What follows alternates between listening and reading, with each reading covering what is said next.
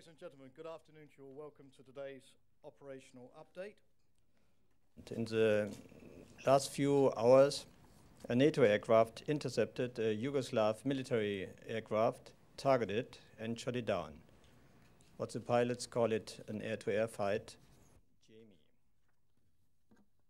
The forces and we still have no indication linking NATO to that incident.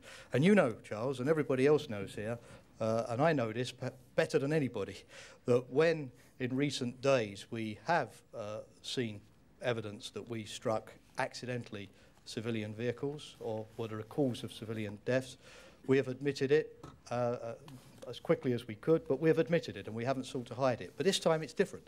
Having done exactly the same investigation, we have no indications at all that any of our aircraft were involved in that incident. 48 ceasefire agreements, the first one. The other thing, looking at this whole incident, is that the bus would not seem to have been hit by a missile or a bomb from an aircraft.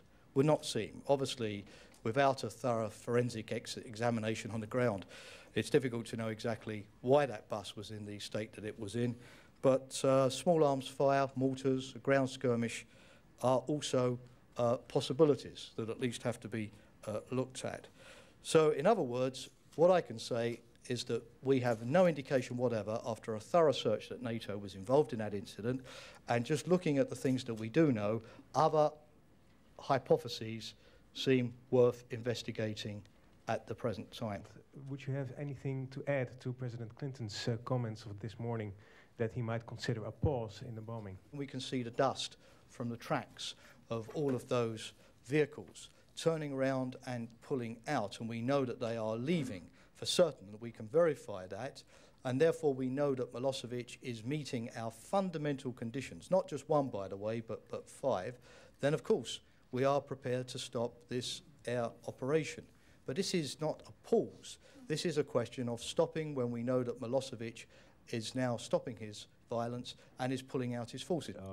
Was it indeed a sign yesterday that massive ethnic cleansing may be resuming? This unprecedented flow of trains, deportation trains, does suggest that this area around Pujajevo is being systematically cleared. It's too geographically located not to be part of a systematic deportation campaign. Says Doug, I'd like to comment on this a little bit.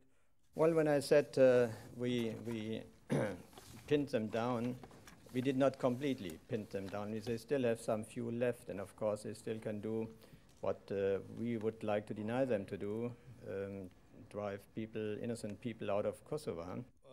Martin, thanks for the